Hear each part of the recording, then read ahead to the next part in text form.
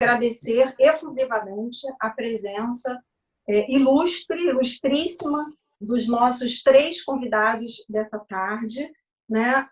O professor Paulo Aragão, professor titular da UERJ de Direito Administrativo, professor Humberto Dalla, professor titular de processo também da UERJ, o Paulo Maurício Rocha, subprocurador-geral do município, que todos os 3 aceitaram o nosso convite gentilmente, né? E cederam um espaço nas suas valiosas, preciosas agendas aqui para poder conversar conosco hoje um pouco sobre umas questões de direito administrativo, de direito coletivo, que estão surgindo, né, nessa época de pandemia, questões novas de direito que estão surgindo nessa época de pandemia, que está causando, né, novos debates jurídicos, né? Nós temos aí requisições administrativas, que nem é verdade, na verdade não é uma figura nova, mas, enfim, está suscitando alguns debates. Temos aí o lockdown,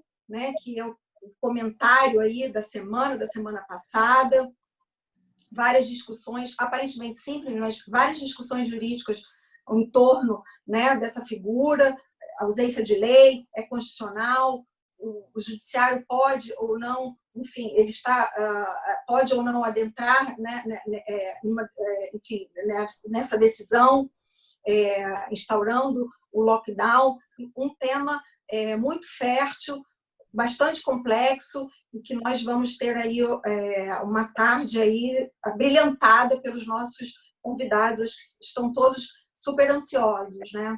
Tiago, você quer falar um pouco para dar boa-vinda aqui aos nossos convidados?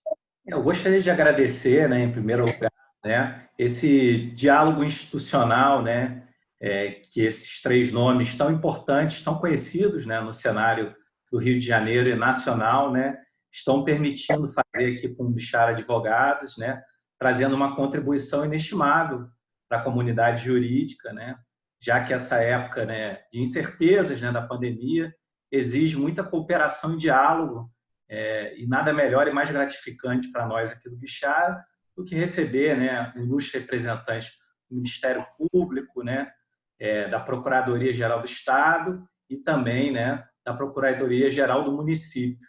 Então, eu agradeço aí a essa oportunidade de estar dialogando com Vossas Excelências.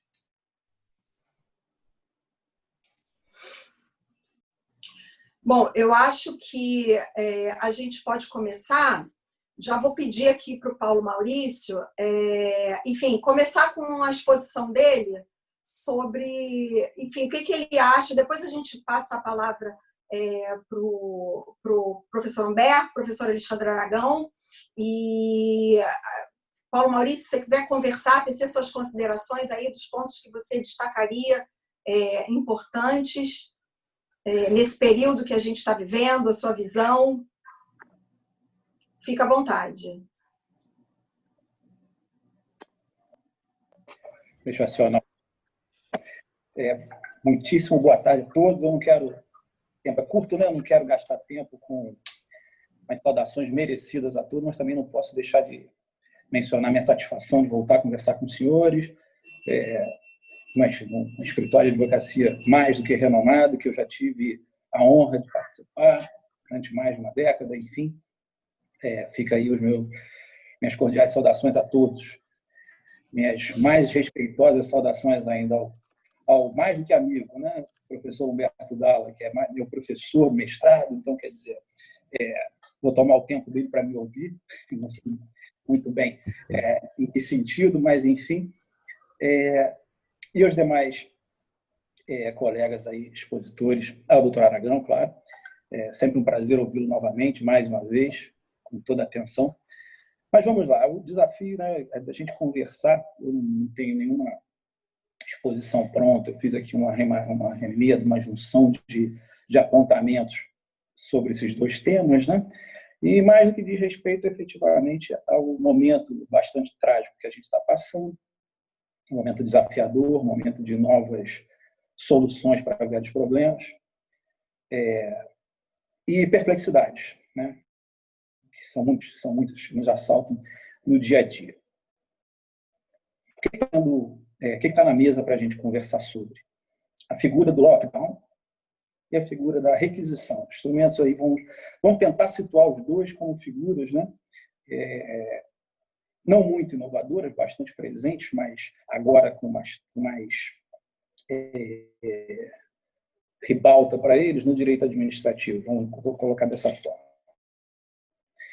Lockdown não é uma figura prevista, né? Não é uma figura que tenha assento constitucional, não é uma figura que tenha assento constitucional regional, não é uma figura que tenha assento orgânico sequer, mas ela é lembrada em manuais de direito administrativo, qualquer um deles, sempre com exposições sobre seu cabimento, sobre seu não cabimento. O que eu tenho lido hoje, né, mais recorrentemente, é acatando o cabimento dele. Mas como a gente está num ambiente que as pessoas, os colegas que estão ouvindo, conversar com graduados é sempre melhor, sempre mais confortável, eu vou colocar numa perspectiva de dúvida, né? Eu sou muito adepto, e aí eu saio do administrativo e vou para o constitucional, eu sou muito adepto da figura da reserva legal. Onde nós encaixaríamos na Constituição o poder, né? O poder de império, de imposição de lockdown. Lockdown, vamos abandonar o nome, não poder de confinamento. O que seria esse poder de confinamento? Onde é que ele melhor se assenta? É modalidade de intervenção nas liberdades individuais? É modalidade de intervenção nos bens privados, nos serviços privados? Como eu sou, voltando, adepto à reserva legal, eu sinto uma grande dificuldade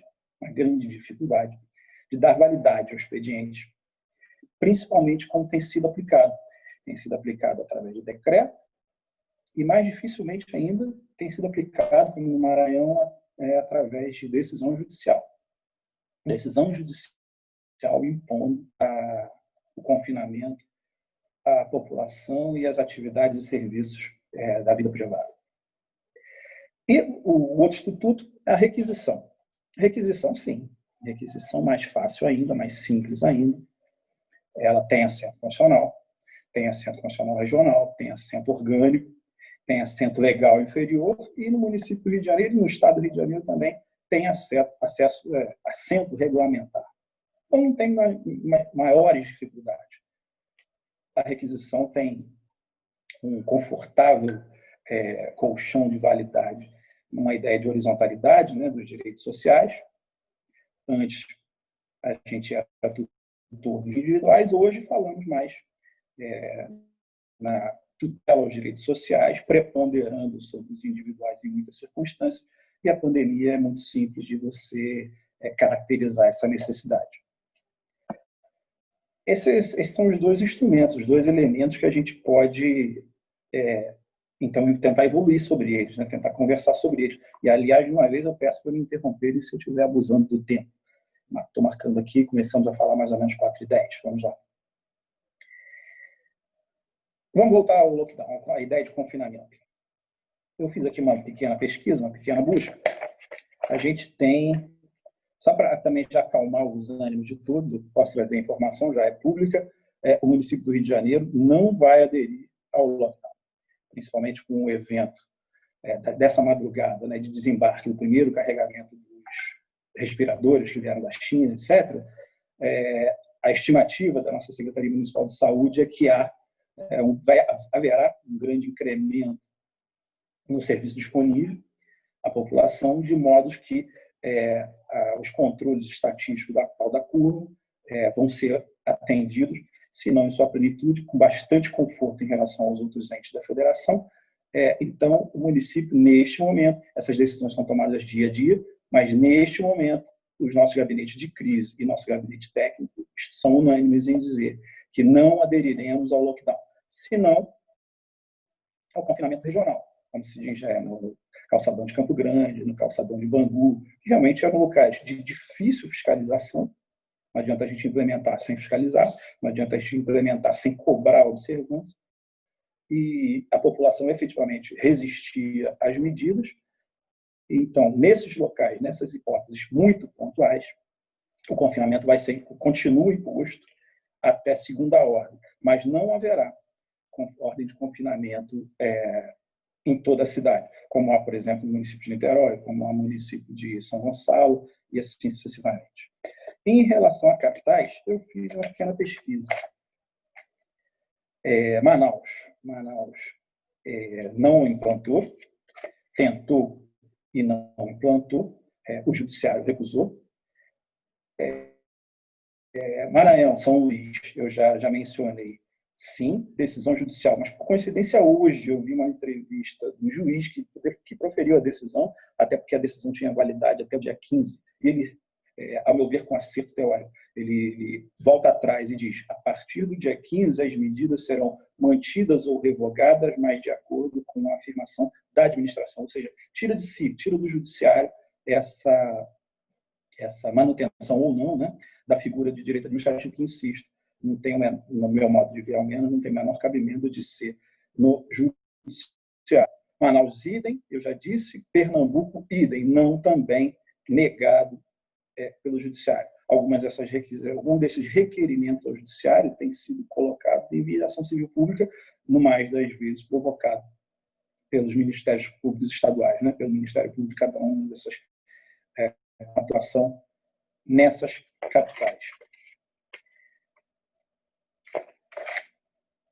Eu volto, então, a tocar nessa questão que eu acho que é a desafiadora, no que diz respeito... A gente está na iminência, né, no que diz respeito ao Estado do Rio de Janeiro, de efetivamente vir decretado o confinamento. O Ministério Público fez uma indicação formal com N requisitos, o Estado do Rio de Janeiro já respondeu ao Ministério Público, e a resposta, eu li tanto a indicação quanto a resposta oferecida, e o teor da resposta nos leva a crer que o Estado vai optar pelo confinamento. Vamos pensar juntos, e aí é o grande desafio, né? O Estado decretando, o Estado afirmando, não através de lei, através de ato do seu Poder Executivo, do seu administrador máximo, o confinamento em todo o Estado do Rio de Janeiro.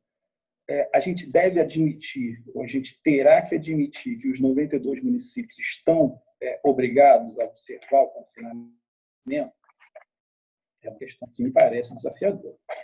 Se eu reclamava no início da minha fala a carência, né, de um fundamento de validade, será que a Lei 13.979 é o fundamento de validade que se quer, que reclamo eu para dar substrato, né, dar fundamento de validade a essa decretação?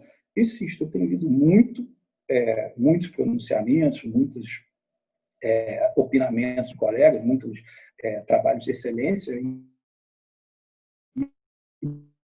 muito simples, que é possível, não há violência constitucional alguma, e que se insere no poder de polícia da administração, no poder de polícia ordinário da administração. Admitamos que isso seja verdade, admitamos que essa posição majoritária seja a que melhor convence. Vamos ponderar, esse acho que é o momento da gente pensar e ponderar. A Constituição, quando admite, né, esses elementos interventivos máximos na vida, na liberdade, no patrimônio, na atividade privada, ela o faz expressamente. Ela menciona lá o estado de defesa, ela menciona lá o estado de sítio, artigo 136, 137 da Constituição da República. Agora, você indo a esses artigos, essas disposições de lei, elas mencionam claramente as hipóteses de cabimento, as hipóteses a que ela se dirige, a que as figuras se dirigem, e menciona expressamente a consulta ao Poder Legislativo. No estado de sítio, a consulta prévia. No estado de defesa, a consulta ad referendo, né? Ratificadora da medida. Se, para essas figuras que têm tipicidade constitucional expressa, há requisitos pré-estabelecidos, pode um decreto isolado, a Constituição, no meu modo de ver, já tem assim, um certo arrepio a decretos isolados, né? Ela dá ao decreto, ao menos ordinariamente, a sua função meramente regulamentar. Mas poderia, então, trabalhar a ideia de que o decreto, por não ser tão grave quanto, esse é o argumento fundamental com que eu posso sintetizar dos trabalhos que eu tenho lido, porque ele não é tão interventivo, se ele não é tão agressivo às liberdades, aos direitos ou às propriedades privadas, ou seja, às atividades econômicas, ele pode sim, através de decreto, sem necessidade de consulta legislativa, sem sequer a medida legislativa, a medida através do decreto. O município de Niterói fez através de lei. O município de São Gonçalo através de decreto. O Estado do Rio de Janeiro parece está se empenhando em fazer através de decreto, pronunciar o confinamento através de decreto também. Os que estudam e sustentam o possível encontram fundamento de validade na Lei 13.979. Aí eu chamaria o senhor, convidaria, vamos olhar a 13.979? A 13.979, lei federal, lei nacional, né? Editada lá nos primórdios, ela é do início de fevereiro. Refere especificamente à pandemia, refere os seus efeitos, já foi combatida por ADI 6362, com liminar julgada em plenário, embora ainda sem acordo, né? Mas com liminar já ratificada com modificações, tanto assim que a relatoria que era do ministro Marco Aurélio passa ao ministro Fachin. Essa regra que estabelece a 13.979, ao meu modo de ver, e podemos fazer leitura dela juntos, se for o caso, também não estabelece fundamento de validade para o decreto isolado de estados e municípios.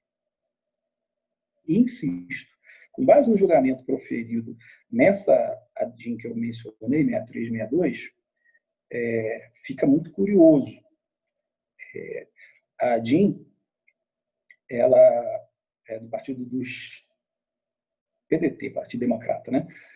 Ataca a 13.979 no que diz respeito justamente às competências, a ratificação das competências isoladas dos entes da federação. Na verdade, a gente tem bastante...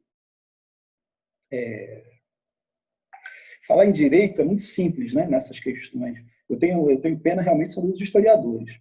Os historiadores daqui a 50, 100 anos não conseguirão explicar esse momento que a gente está passando. Porque a gente tem 27 Brasis, né?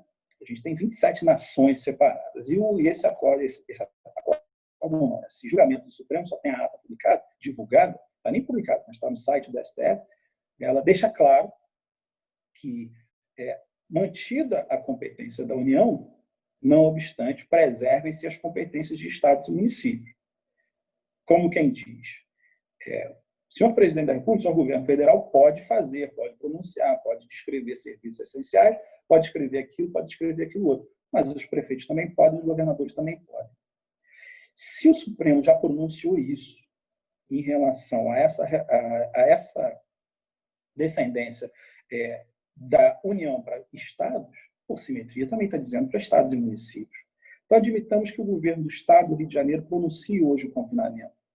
Volto à pergunta, os 92 municípios estarão obrigados a observar? O município de Armação dos Búzios, por exemplo, não tem sequer um leito de CTI. Mas tem 30 casos confirmados de contaminação pelo vírus, né, pelo coronavírus, e nenhum óbito. Ele estará obrigado ao confinamento? Essa é uma questão, acho que desafia todos nós, né? Todos nós a pensar sobre evoluir no conceito. Enfim, não tenho a menor dúvida que o judiciário será chamado a debater e decidir essa questão, esse eventual conflito. Eu vejo conflito. Eu não vejo como. Mas aí também vai o vício, né, de alguém que está na advocacia pública. Eu não vejo como, de um ente, ainda que superior, impor a sua vontade decretada sobre os entes inferiores. E a inferioridade não é inferioridade hierárquica. A Constituição, em nenhum momento, estabelece hierarquia entre os entes da federação. Todos nós sabemos bastante bem disso. Então, isso sobre esse aspecto, sobre esse ponto, eu deixo a essa reflexão de todos. É uma figura conhecida no direito administrativo? É uma figura conhecida no direito administrativo. Se a gente vai a manual, tem os exemplos clássicos, né? Eu posso impedir o trânsito de pessoas no trecho do bairro onde eu vou botar feira livre, por exemplo. Uma figura semelhante. eu posso impedir o trânsito das pessoas na avenida principal da cidade no dia 7 de setembro. A figura jurídica não deixa de ser semelhante em âmbito de direito administrativo. Mas o confinamento horizontal, integral, de pessoas em suas casas e de atividades e serviços paralisados, creio eu, de difícil acomodação constitucional. Em sendo de acomodação constitucional, num segundo degrau, difícil implemento, se não através de lei, a conta do artigo 5º lá, inciso 2º da Constituição, estabelecendo a reserva legal. Eu deixo esses aspectos da minha leitura para a consideração de todos. Agora vamos falar da requisição, que é o outro ponto, né, que também está vigorando aí. A gente, no município de Jaén, do Rio de Janeiro, antes de falar sobre a construção teórica do Instituto, vou reportar o dado prático. Foi tentada, né, e efetivamente realizada com todo sucesso, a requisição de bens, não de serviços, mas a requisição de bens em uma determinada unidade hospitalar na cidade do Rio de Janeiro. E tivemos sucesso. Conseguimos lá todo o material desejado e de relevo, foi festejado o êxito entre nós. Nós estamos falando aí, objetivamente, de 6 caminhões de materiais, equipamentos hospitalares, que estão sendo muito úteis. Foram a maior parte deles lá para o Hospital de Acari, o Hospital Municipal Ronaldo Gazola. Estão todos eles dedicados ao tratamento dos enfermos diagnosticados com coronavírus. Quais são os requisitos da gente entender e o que levou o município, né, a amadurecer a figura e a convencer sobre a possibilidade, sobre a viabilidade jurídica do emprego da figura e, efetivamente, o seu sucesso no cenário? A requisição administrativa, ela tem a sua ideia de temporariedade, né? Então, diferente da desapropriação, diferente da servidão, ela tem a sua ideia de temporariedade.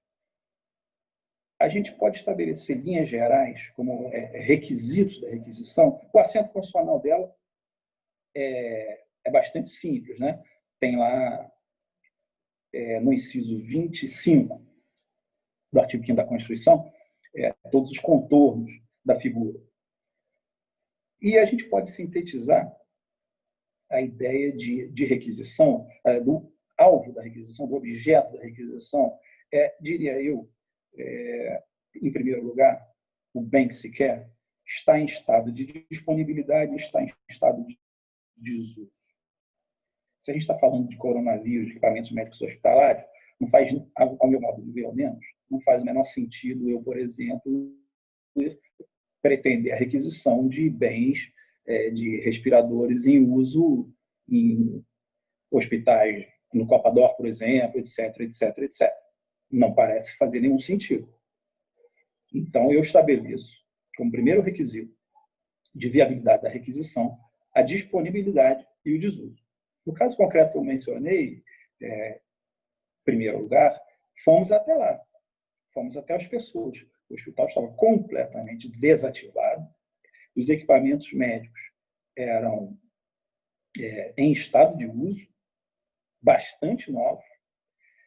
E, em primeiro lugar, a sociedade proprietária, na verdade era uma sociedade de investimentos proprietária, ofereceu ao município, mas não em compra e nem em aluguel. Só queria disponibilizar ao município o parque todo. Prédio, instalações e equipamentos. No primeiro momento, parece razoável. Foi feita uma sucessão de vistorias, uma sucessão de projetos, etc., mas chegou-se à conclusão que é uma estrutura muito antiga, muito ultrapassada, não tem sequer parqueamento de ambulâncias, etc. Então, aquilo foi, no caso concreto, foi descartado com essa possibilidade. Então, o que nos interessava? Interessava os equipamentos. A empresa de investidores proprietária disse, não, o equipamento não me interessa. Então, está aí um segundo requisito, no meu modo de ver também, da requisição. Qual seja, não se chegar a um consenso da solução conciliatória da entrega dos materiais. E entrega, claro, se há uma solução conciliatória, há uma contraprestação onerosa de qualquer medida, pouco importa. Mas não havendo sucesso, há a força administrativa, há a preponderância, há a soberania do poder para fazer essa requisição. E aí eu cito o segundo dos requisitos para a categorização da requisição administrativa. Um terceiro requisito, bastante moderno, não tratado na lei, mas bastante defendido em doutrina, é o exercício de preço abusivo. Eu posso reportar aos senhores, nesse momento que nós estamos vivendo, são verdadeiros absurdos. Mas se a gente vai olhar um pouquinho, né, o campo da filosofia, se a gente vai olhar um pouquinho o campo do utilitarismo, alguém vai defender. Não, oferta-procura, liberdade de mercado, etc, etc, etc. Mas entidades privadas, a gente tem visto aí diariamente também na internet, tanto mais imagine o público, que é limitado pela licitação, né? Mas entidades privadas têm reclamado, e reclamado muito conosco, que se comprava um jaleco médico, né, um jaleco descartável médico, por R$ 5,00 para pagar em 30, 60 e 90 dias, hoje o fornecedor o vende a 50 para pagamento à vista. Não creio, né, nada justifica um aumento de 1.000.000% nesse item. Isso acontece com máscaras, isso acontece com equipamentos eletrônicos, isso acontece com respiradores. Está aí a catástrofe que o Estado do Rio de Janeiro está passando, né? Que comprou aí não sei quantos respiradores e não recebeu sequer um. Os 50 e poucos que receberam são imprestáveis, por fim a que se destinam. Né? Então, o preço abusivo, eu posso situar como sendo um terceiro requisito de viabilidade, de validade jurídica da requisição. A prática de preço abusivo. E, enfim, é negativo injustificado. Isso está na regra, isso está na doutrina também. Se eu pretendo um bem que atende aos 3 requisitos anteriores e o proprietário, por razão injustificável, se nega a disponibilizar em favor da administração, a requisição tem lugar com bastante tranquilidade. A requisição, claro, a molde da desapropriação, a molde da servidão administrativa, são figuras de intervenção na propriedade privada. Claro, decorre dela, imediatamente, sem dúvida, a indenizabilidade ao proprietário. O proprietário não está aí para disponibilizar o seu equipamento, seu patrimônio, etc., de graça, né, sem remuneração ou sem reparação em caso de quebra, em favor da pessoa jurídica, de direito público. Enfim, isso não tem nenhuma maior discussão. Se não tiver uma solução de consenso ao valor de requisição, ao valor de remuneração, o ônus financeiro, o encargo relativo à requisição, o judiciário estará aí para desempatar isso, no mais das vezes, através de perícias. Mas vamos imaginar, o problema se acentua, né? E a gente está vivendo isso. O município do Rio de Janeiro fez a aquisição de 80 respiradores de uma empresa no interior de São Paulo.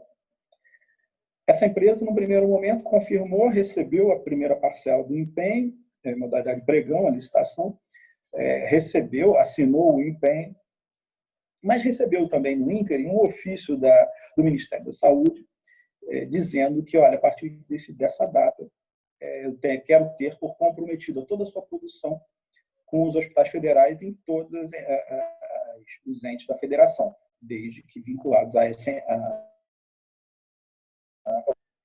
da saúde. Né? Como ficamos nós? Licitação terminada, empenho feito, necessidade dos equipamentos e negativa da empresa de entregar. Conseguimos uma decisão judicial liminar, fomos ao interior de São Paulo para cumprir essa decisão judicial liminar. Por outros motivos, não tivemos sucesso, senão em apenas 20 de 80.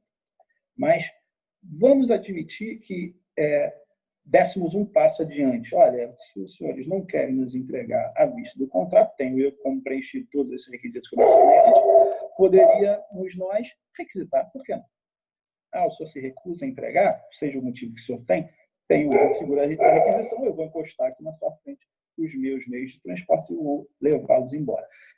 Como ficaria, e aí é o desafio do pensamento, como ficaria a questão indenizatória?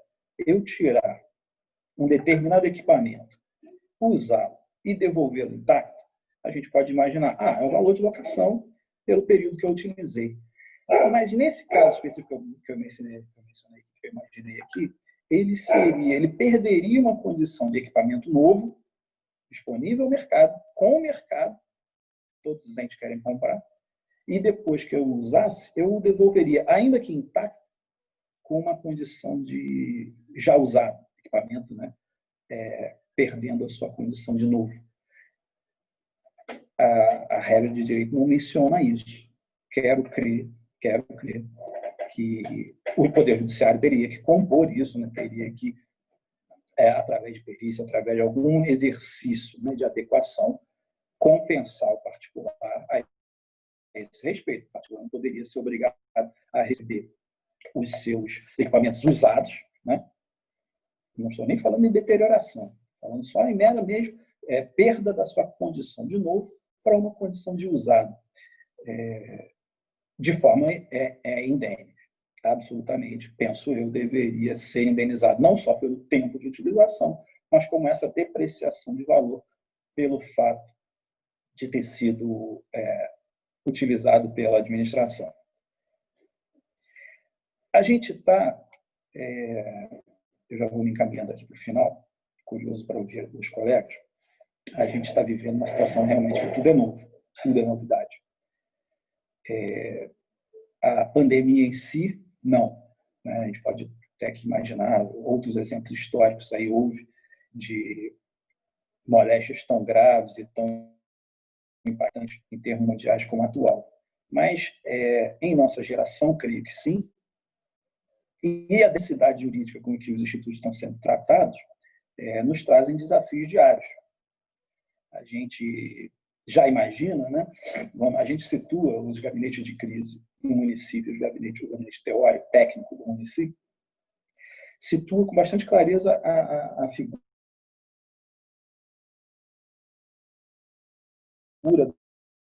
da pandemia, bem que, em termos individuais, ele não é um problema grave, ele é um problema de saúde pública. Porque todos os métodos, né, seja o confinamento, seja a quarentena, etc., não tratam ainda a moléstia e nem impedem a contaminação, simplesmente conduzem o atraso à contaminação. Todas essas ferramentas largamente utilizadas e debatidas na mídia diariamente atrasam, empurram a contaminação para frente, para que o equipamento hospitalar disponível dê conta de acomodar os contaminados e os contaminados graves. Né? Esse é o grande desafio.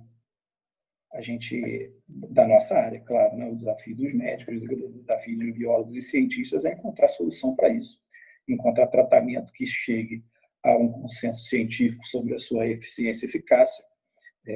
Eu fico até curioso quando algumas decisões judiciais ou alguns trabalhos doutrinários mencionam, mas a gente tem que seguir a orientação científica. Mas qual é a orientação científica?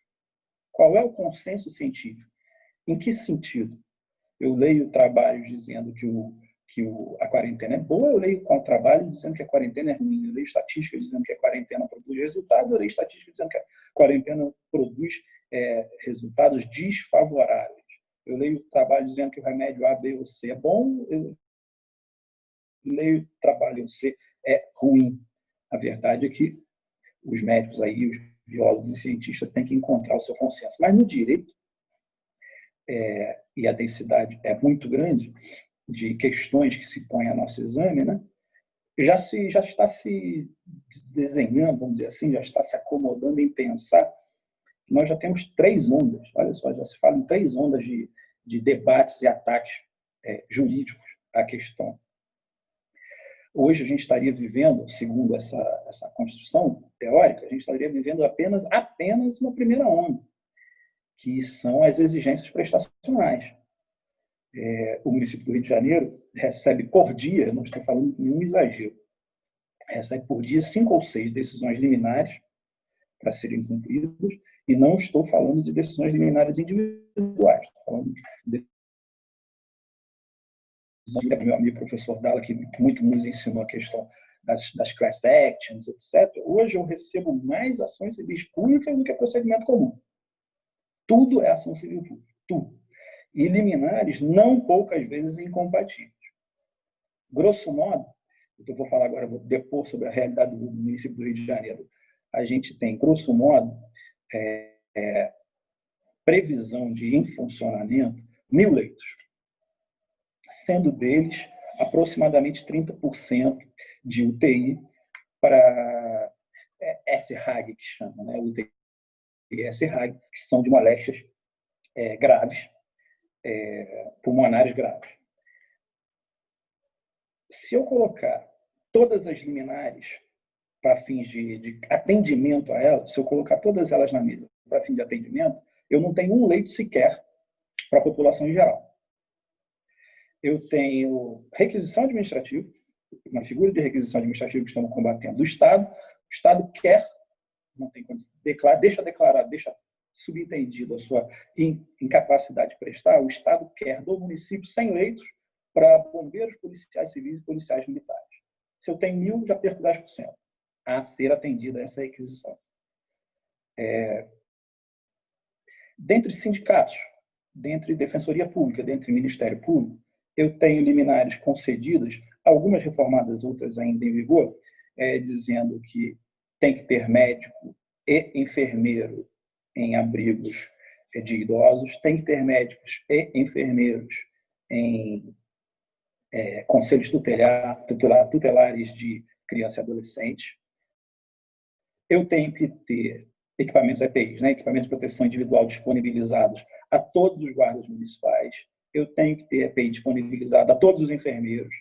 Eu tenho que ter licença com afastamento de serviço de todos os enfermeiros com idade igual ou superior a 60 anos. Enfim, se eu der cumprimento a todas as liminares, eu não tenho serviço a prestar.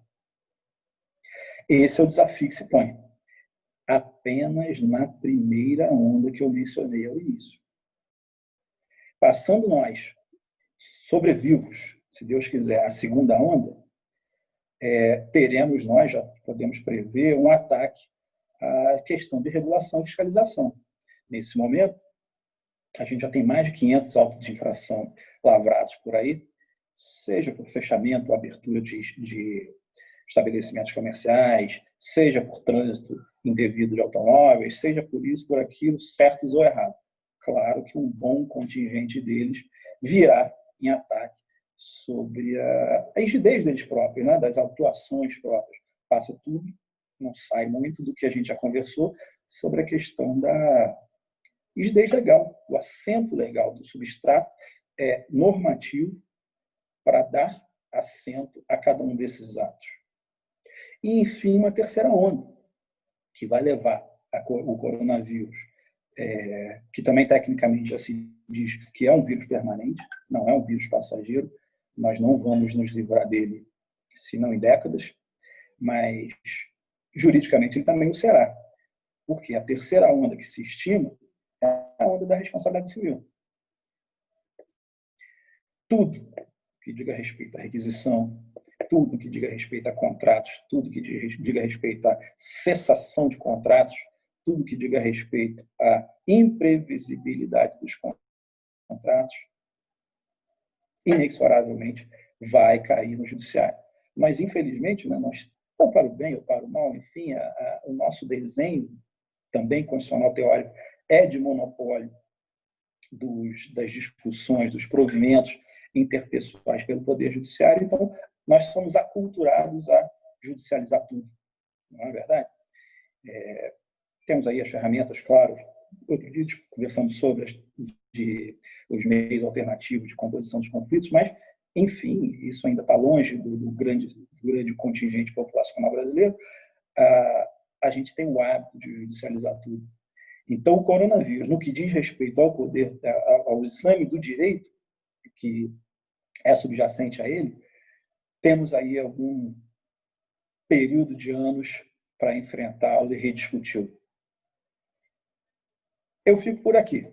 Não quero me alongar muito, porque eu sei que todos estamos ansiosos para ver os demais colegas debatendo. E, enfim, também eu estou ansioso para ouvi-los. E qualquer outra coisa, as tuas ordens para a gente voltar a determinado ponto. Foi um prazer. Agradeço. Agradeço todas as considerações do Dr. Paulo Maurício sobre o lockdown, a requisição administrativa e as dificuldades dos poderes públicos são grandes, né, diante de tantas incertezas na condução dessa crise sanitária, que não é só sanitária, porque adentra aí nos mais caros aí bens fundamentais, como direito à saúde, de ir e vir, propriedade, entre tantos outros, né? E nesse tocante eu gostaria de ouvir o entendimento do professor Humberto sobre a legalidade, a constitucionalidade dessa figura do lockdown, que nós agora são tantos termos, né, que nós estamos aprendendo, né? Se, né, como bem colocou o Dr. Paulo Maurício, se seria possível extrair, né, de outros institutos, como o Estado de Sítio, né, a necessidade de consulta prévia ou aprovação de referendo do poder Legislativo. E aproveitando a expertise também do professor Humberto, especificamente, né, no que diz respeito ao Ministério Público, quais indicadores o Ministério Público tem observado, indicadores objetivos, né, exemplo de lotação de leitos, né, quais eles já estão sendo observados ou podem ser observados, né, para análise da viabilidade de tomada e de medida judicial, né, como as cautelares para a decretação de lockdown, né, como isso já foi posto, né, em alguns estados. E aí gostaria de ouvir um pouco do professor Humberto sobre esses temas, além de outras considerações aí que ele entender pertinente. Maravilha. Muitíssimo obrigado, pessoal, aí pelo convite. Vou cumprimentar todos os colegas presentes. Agradeço demais aí ao Tiago, que fez o primeiro contato comigo, querido Paulo Maurício. Já tivemos juntos em tantos eventos acadêmicos e práticos, né? Acho que da última vez que tivemos juntos foi no carnaval do ano retrasado, já faltando 12 horas ou 18 horas, havia uma ameaça de impedir que o desfile das escolas de samba ocorresse. Apareceu uma liminar daquelas em cima da hora e a gente precisava, enfim, de alguma maneira resolver o problema, e graças a Deus conseguimos, fizemos ali um esforço conjunto, MP, PGE, PGM, e conseguimos resolver. Querido Alexandre Aragão, colega também da cátedra lá da UERJ. Meus amigos, eu fui tomando nota aqui, o Paulo fez uma exposição muito completa, né? Ele, do ponto de vista administrativo, ele apresentou um cenário aqui bastante nítido, né? Eu tomei nota aqui de algumas coisas eu vou tentar pegar o gancho do ponto que o Paulo deixou. Então, eu acho que a gente está diante, na verdade, de dois problemas. O primeiro problema seria a possibilidade / os limites de uma requisição administrativa.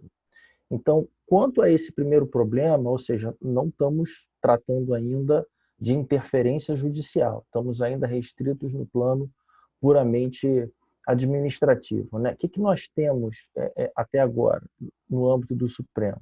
Duas ADINs, né? A 6362, que o Paulo referiu expressamente, é uma ADIN que se volta contra os incisos 3º e 4º e o parágrafo 7º do artigo 3º da legislação, mas acho que especificamente contra o inciso 3º, né, que traz aí a possibilidade de requisição de leitos em hospitais particulares, né? Essa parece que é uma questão extremamente delicada. Enquanto o Paulo estava falando, eu dei uma olhada agora no site do Supremo, porque essa matéria é tão dinâmica que em 15 minutos tudo pode mudar, como a CBN. Eu olhei aqui agora no site do Supremo, continua na mesma, tem uma decisão do ministro Lewandowski, sem liminar, né, determinando aqui uma série de providências. E uma outra ADIN que entrou pouquíssimo tempo antes dessa, que é a 6341, essa já tem decisão, ela se volta contra o parágrafo 9º do artigo 3º, também da Lei 13.979, e o tribunal então resolveu, Paulo também já falou sobre isso, o tribunal então resolveu que a competência para decidir essas questões é uma competência concorrente, né, porque o dispositivo fala em decreto do presidente da República, né? Mas que essa competência seria concorrente, não uma competência privativa. Tá?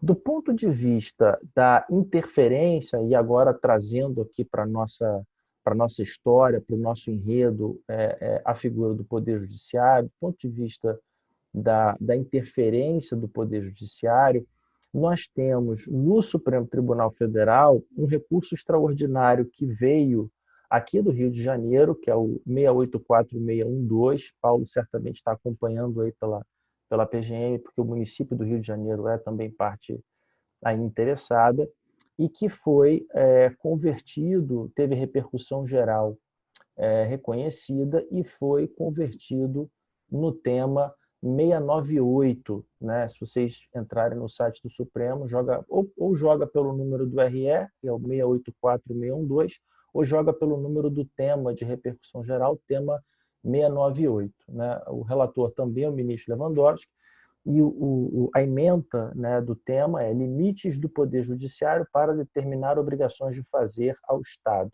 consistentes na realização de concursos públicos, contratação de servidores, execução de obras que atendam o direito social da saúde, ao qual a Constituição da República garante especial proteção.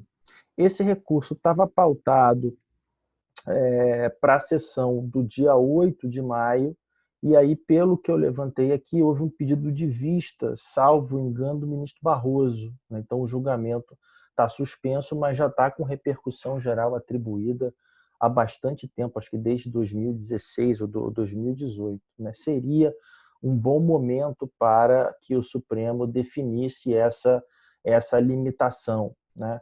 E nós tivemos aqui recentemente, recebi aqui dos colegas do plantão, aqui no estado do Rio de Janeiro, uma decisão, uma ação civil pública movida, salvo engano, pela Defensoria Pública contra o município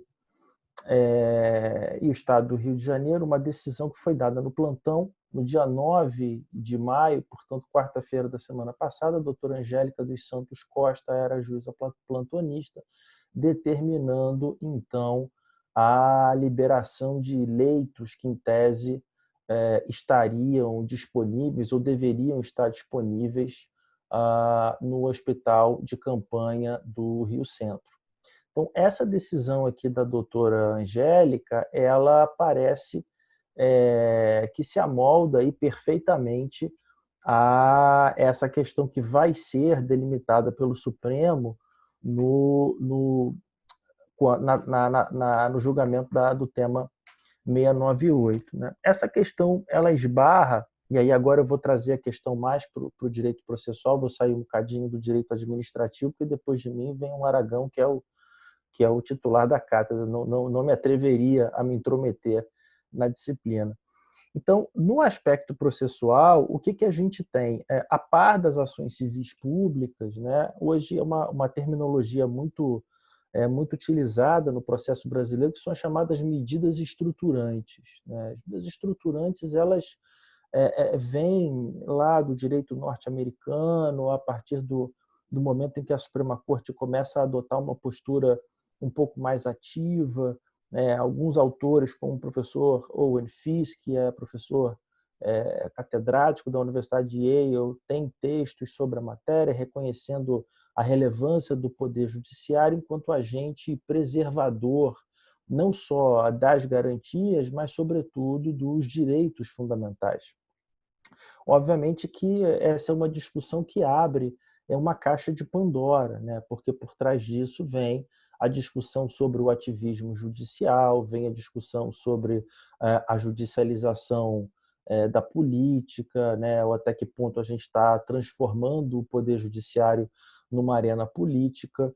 A gente tem bons textos do ministro Barroso, no sentido de que não se pode confundir o ativismo com a judicialização. Ele defende um ativismo moderado a partir do momento em que se verifica uma omissão por parte de um outro poder. Né? Então, a diferença do ativismo para a judicialização da política estaria na presença concreta, nítida, da omissão quanto a um direito fundamental previsto na Constituição Federal. Só que a gente sabe que são conceitos juridicamente indeterminados, né? São conceitos que têm uma carga discricionária muito forte. Então, uma omissão E aí entram as teorias da reserva do possível, das limitações orçamentárias, enfim, a gente não vive, como eu brinco com os meus alunos nas aulas, a gente não vive nas CNTPs, né? Lembra que a gente estudava isso no colégio? Condições normais de temperatura e pressão. A gente não vive nas CNTPs, né? Pelo contrário, a gente vive em situações ou de extrema temperatura, ou de extrema pressão, ou de ambas, né? Então a gente precisa definir isso. E essa discussão me lembra também, e aí indo para um outro ponto, né, fazendo um contraponto ao ministro Barroso, até porque, do ponto de vista acadêmico, eles têm posições normalmente diametralmente opostas, a gente tem autores mais à esquerda, né, autores mais radicais, como, por exemplo, o professor Lênio Streck, lá da Unicinos, no Rio Grande do Sul, que trazem aí uma discussão sobre substancialismo e procedimentalismo, né? O Lênio, lá no Verdade e Consenso, que é uma das obras dele mais citadas, ele traz esse questionamento sobre se a intervenção do judiciário deve ser mais intensa ou menos intensa. Que o judiciário pode intervir, que ele tem uma licença constitucional para isso, não há discussão. A discussão é em termos de gradação. A discussão não está no plano do é ou não possível. A discussão está no plano de quão profunda pode ser essa intervenção. E aí o Lênio traz, ele vai buscar aí em alguns filósofos essa dicotomia que ele chama de substancialismo versus procedimentalismo. Então, os autores que são substancialistas, que trabalham com a ideia de uma constituição dirigente, né? E aí o Lênio invoca a obra do professor Canotilho, lá da Universidade de Coimbra, eles vão pregar a possibilidade de uma intervenção mais aguda, uma intervenção mais forte, mais firme do Poder Judiciário. Por outro lado, os autores que trabalham com procedimentalismo, e aí o Lênio vai trazer a obra do Habermas, a ideia de uma sociedade dialogal, de uma decisão que deve ser construída de forma consensual dentro de uma comunidade deliberante, enfim, vai sustentar que essa intervenção do judiciário deve ser mais cirúrgica, né? Até porque, muitas vezes, a intervenção do judiciário, se ela for muito violenta, ela pode resolver aquele problema no plano imediato, mas aquela intervenção com excesso de violência pode gerar, com o passar do tempo, efeitos colaterais bastante indesejáveis, né? Eu me lembro que o Lênio sempre, nas aulas, ele dava um exemplo muito impactante. Ele dizia, olha, ele foi do MP do Rio Grande do Sul há muito tempo, se aposentou e está advogando.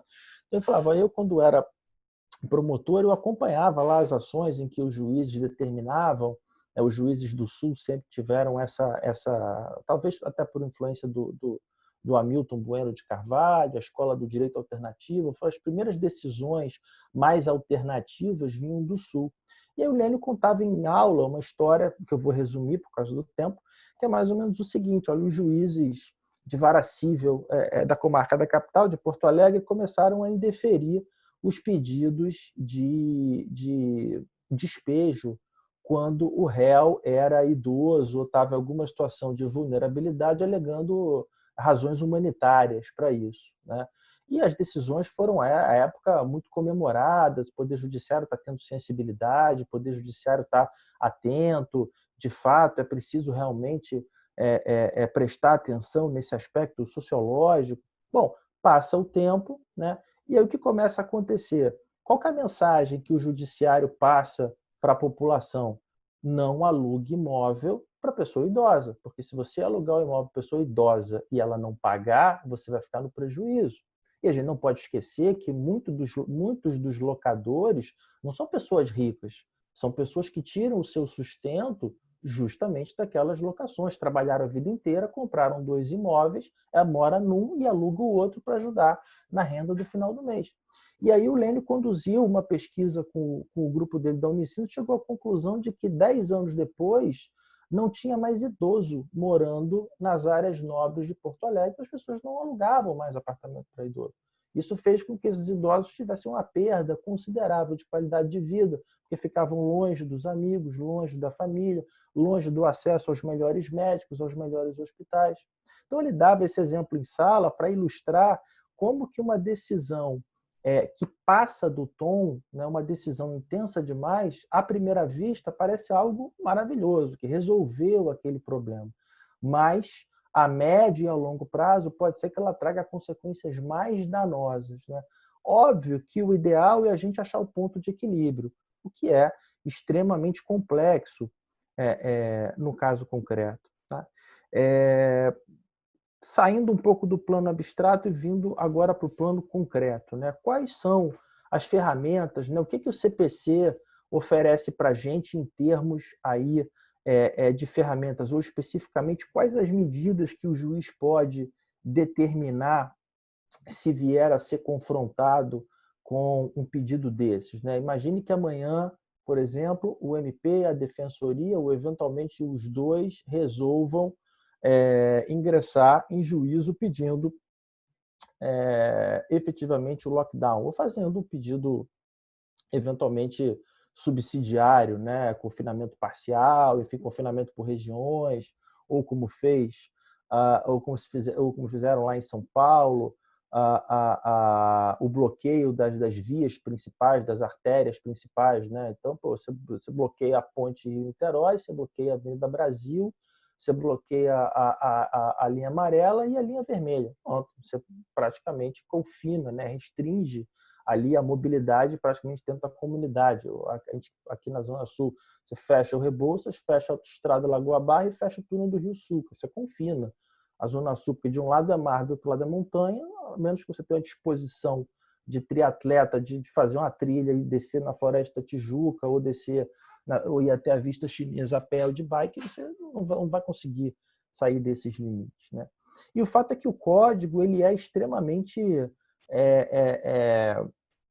pródigo com relação a isso, porque no 139, inciso 4º, ele diz que o juiz pode tomar qualquer medida, pode determinar qualquer medida, né? Seja ela uma medida indutiva, coercitiva, mandamental ou subrogatória. Quer dizer, o legislador fez questão de utilizar 4 modalidades aqui, o que na época fez até com que a doutrina batesse um pouco cabeça, né? Qual a diferença entre uma coercitiva e uma indutiva, né? Qual a diferença entre induzir e coagir? Qual a diferença entre mandamental e subrogatória? E aí cada autor começava a dar uma explicação, vinculava essa medida ao tipo de obrigação, aí começaram a dizer que a medida indutiva, na verdade, ela seria uma espécie de uma sanção premial, de que ela seria uma medida que tem por objetivo estimular as partes a tomar uma providência positiva, né? Então, o 139, inciso 4º, ele dá uma larga discricionariedade, né, para isso. E esse dispositivo vai ser combinado também com o 497, também do Código de Processo Civil, que trata do cumprimento da sentença de obrigação de fazer e não fazer. E aí a gente não pode esquecer de 2 conceitos em termos de obrigação de fazer que são muito importantes. O primeiro é o conceito da tutela específica, né? A obrigação de fazer, não fazer ou desfazer, que são as 3 espécies desse gênero, elas estão atreladas ao princípio da especialidade. Então, são hipóteses em que o credor ou o interessado, ou no caso dessa hipotética ação civil pública, quando e se vier a ser proposta, no caso, a coletividade tem direito a esta tutela propriamente dita. Não se admite uma conversão em perdas e danos. A tutela genérica não é suficiente para resolver aquele problema. Então, o juiz tem a obrigação de esgotar todos os meios, todas as ferramentas disponíveis para conseguir viabilizar a tutela específica da obrigação. Se ele não conseguir a tutela específica daquela obrigação, se ele não conseguir fazer prevalecer aquela obrigação específica, ele ainda tem um plano B, que é o segundo conceito importante para nós, que é o conceito do resultado prático equivalente, né? Isso dá ao juiz aí quase que uma fungibilidade, né? Bom, olha, o lockdown não dá para fazer, né?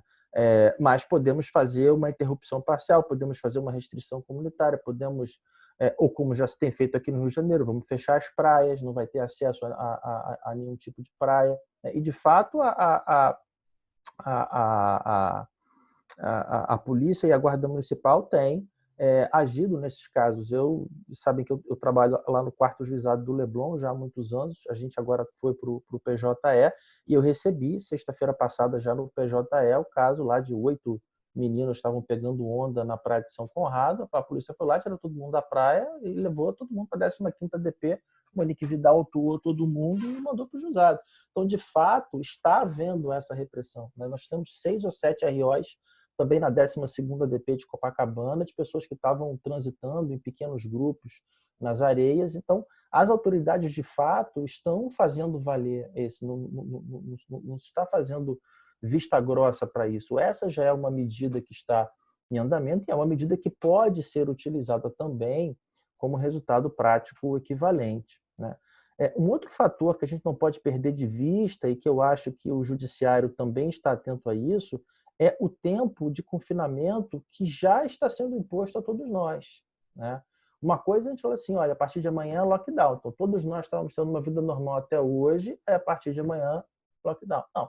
A gente já está num período de confinamento, né? Um grande número de pessoas, efetivamente, sobretudo idosos, né, não estão saindo de casa. E isso gera uma série de efeitos, né, do ponto de vista fisiológico, do ponto de vista emocional, do ponto de vista até mesmo psiquiátrico, né? Eu estava vendo uma entrevista ontem na CNN do representante lá da Associação de Academias de Ginástica, né, quando houve aquele decreto do presidente, a imprensa, enfim, criticou de forma muito forte, mas academia de ginástica, atividade essencial e tal. E ele estava dizendo, bom, depende de como você encara. Você pega uma população inteira que está acostumada a ter uma atividade física regular e de uma hora para outra você põe esses caras 2, 3 meses trancados em casa, o que você acha que vai acontecer? Obesidade, aumento de colesterol, aumento do nível de açúcar no sangue, as pessoas vão começar a ter pico de pressão, pico de ansiedade.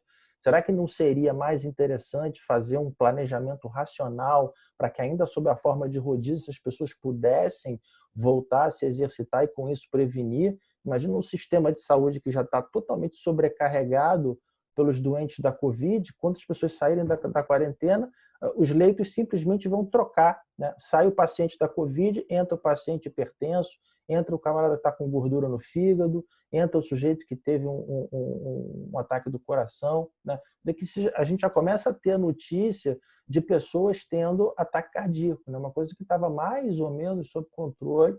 Aqui na Zona Sul, o fulano, cadê o fulano? Teve um ataque do coração, foi internado.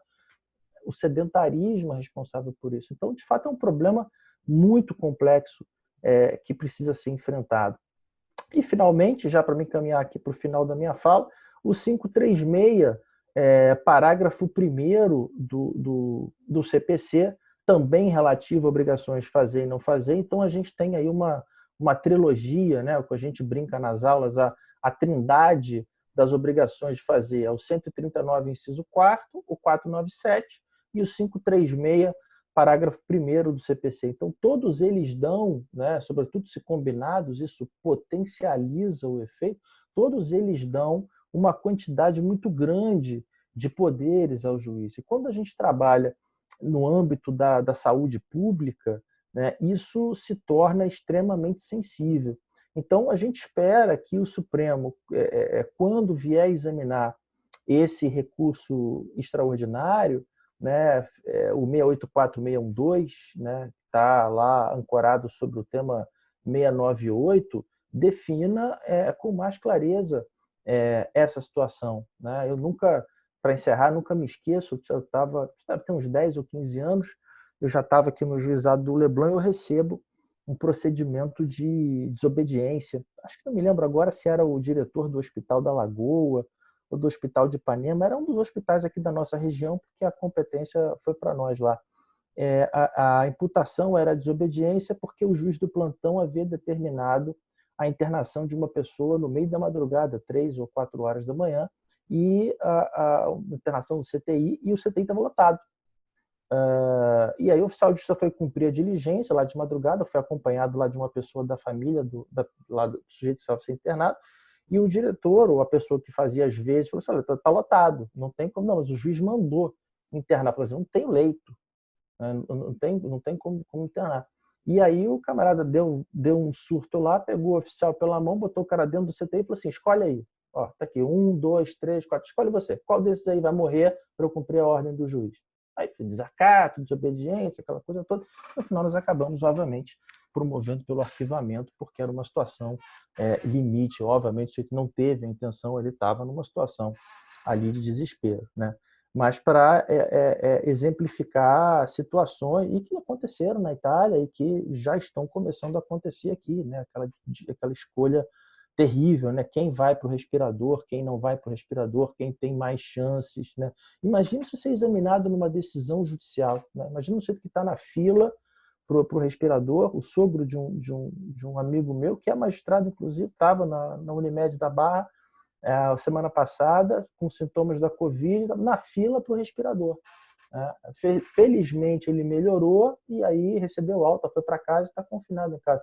Mas um jeito que vai a juiz e fala assim, ó, eu estou disputando com mais 3 pessoas a fila, eu sou o 03 na fila do respirador, mas o meu pai é o 03, mas ele não vai viver até amanhã. Meu pai é doente de câncer, imunidade baixa. Então eu quero uma liminar para que ele seja o primeiro para ir da fila do respirador.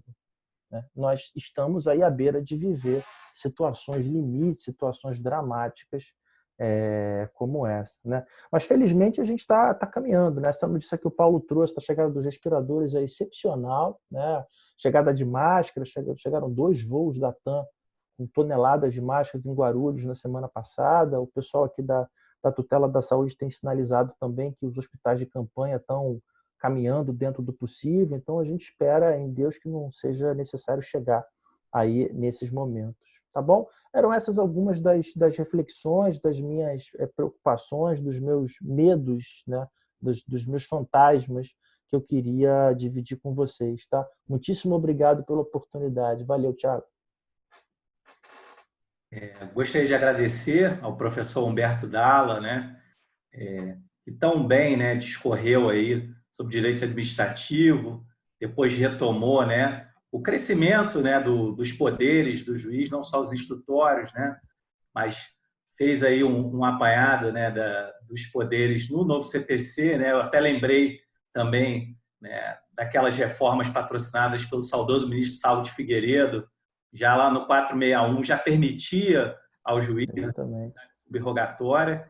Então, já há uma cultura, né, no processo civil de maior, né, poder ao juiz, né, que traz maior responsabilidade também na hora de fundamentar as decisões, uma motivação adequada, ainda mais quando trabalha, né, com princípios, né, e é claro que todas essas medidas, né, o princípio da proporcionalidade, ele vai ter que, de uma maneira ou outra, né, ser aplicado, né, para garantir efetividade processual, enfim, aquela linha do professor Chiovenda e do Barbosa Moreira.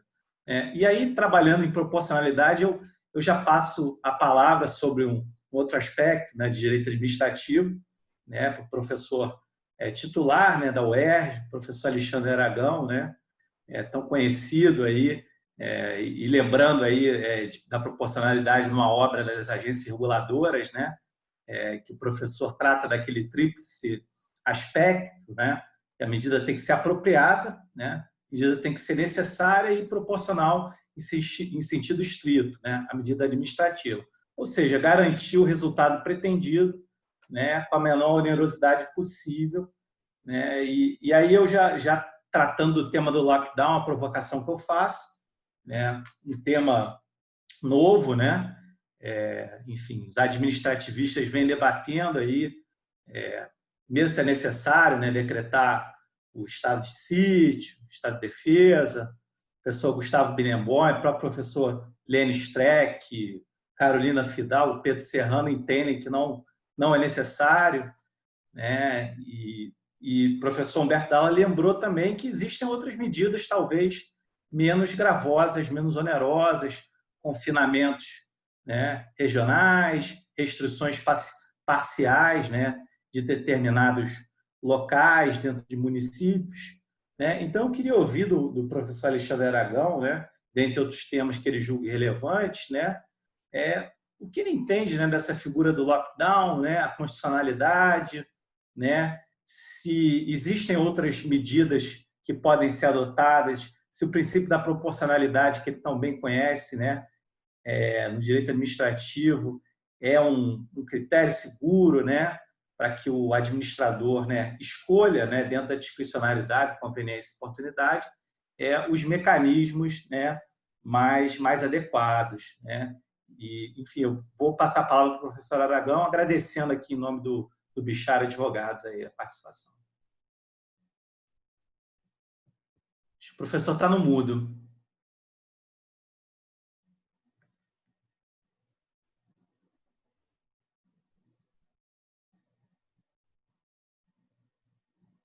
Agora está escutando? Tá, perfeito. Bom, um prazer agradecer aí o Bichara Advogados, aí o escritório de grande admiração, né, de todos nós aí que trabalhamos no direito, sobretudo aqui no Rio de Janeiro. Saudar os colegas aí, o Paulo Maurício e o Humberto Dalla, colega da UERJ. E foi muito bom escutar vocês também, já levantaram aí várias bolas. Então, agora o Thiago também, fazer alguma conversa, assim, algum contraponto, algum acréscimo aí em relação a algumas coisas que vocês já disseram. Bom, primeiro, lockdown, né? Lockdown não é uma figura jurídica. O lockdown, ao meu ver, ele não tem previsão jurídica por ele não ser uma figura jurídica. O lockdown a gente poderia chamar de uma intensivização de medidas sanitárias. Medidas sanitárias que sempre existiram, que nunca houve maiores novidades em relação a elas, mas que em determinados momentos elas podem se agravar demasiadamente.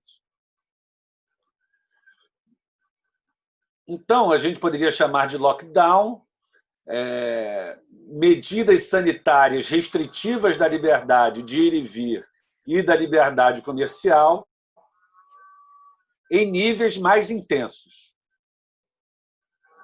Agora, esses níveis mais intensos podem variar. Por exemplo, a gente pode dizer que o que a gente vive hoje já na cidade, no estado do Rio de Janeiro como um todo, já é lockdown.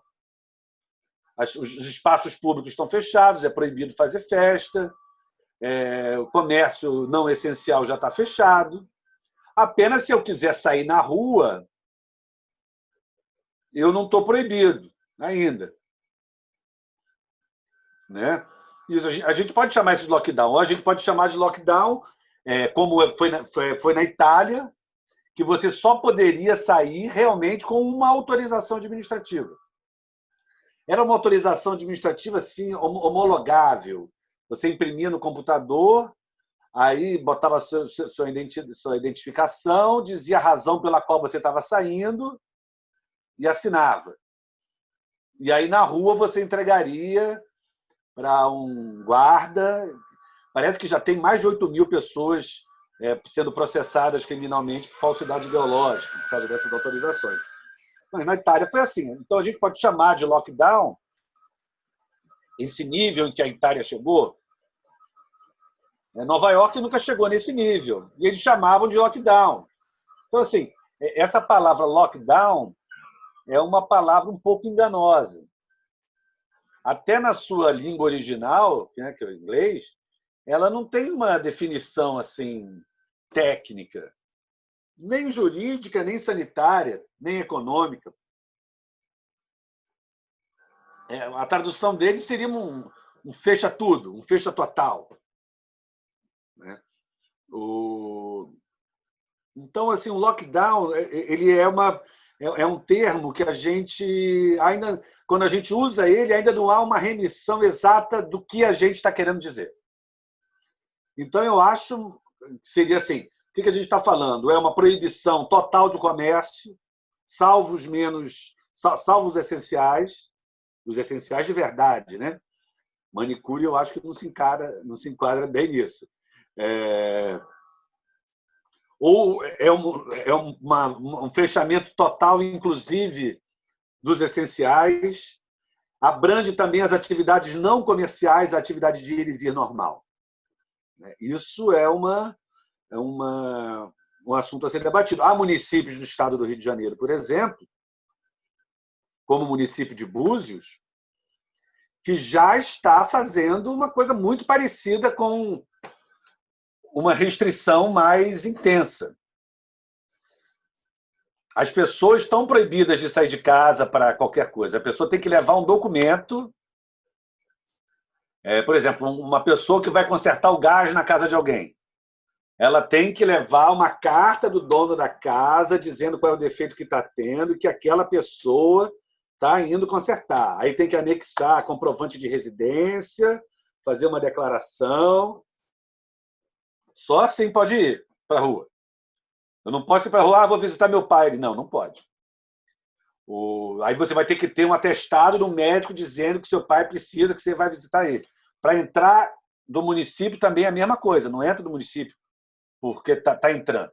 Então, já há alguns lugares que estão fazendo esse tipo de restrição mais intensa. Qual é a natureza dessa restrição? É uma natureza de medida de polícia sanitária. A mais antiga de todas as polícias administrativas. No livro do Eli, ele tem praticamente até um capítulo, né, só sobre polícia sanitária. Porque é a proteção da saúde das pessoas, né, é a mais vital. E aí, esse tipo de restrição de ir e vir, sobretudo em matéria epidemiológica, sempre existiu. Sempre existiu. O confinamento de pessoas que, por exemplo, têm grandes chances de passar doenças contagiosas para outros, sempre existiu, classicamente. No mundo todo, em todos os países, em todos os séculos. Não tem maiores novidades disso. Fechamento de comércios que podem colocar em risco a saúde das pessoas, de atividades, também. É isso, surtos de sarampo. Quantas vezes escolas já foram fechadas por surtos de doenças infanto-juvenis? Isso não é novidade. O que é novidade é que tudo e todos são risco. Novidade relativa, né? A gripe espanhola, por exemplo, foi muito pior do que a Covid-19, né? Mas, assim, a gente já está mais acostumado a lidar com essas restrições de determinados setores, de determinadas pessoas que estão doentes. O problema de agora é a universalização desse risco. E aí, se pegando as normas sanitárias que dizem que ninguém pode colocar em risco a vida alheia, e às vezes nem a própria, em tese, se houver fundamento científico para isso, em tese, a gente pode chegar e dizer, olha, ninguém pode sair. Nenhum comércio pode funcionar. Só aí, dentro de uma proporcionalidade, aqueles que forem necessários para a própria saúde. Tipo, farmácia e comida. Porque o que os cientistas dizem?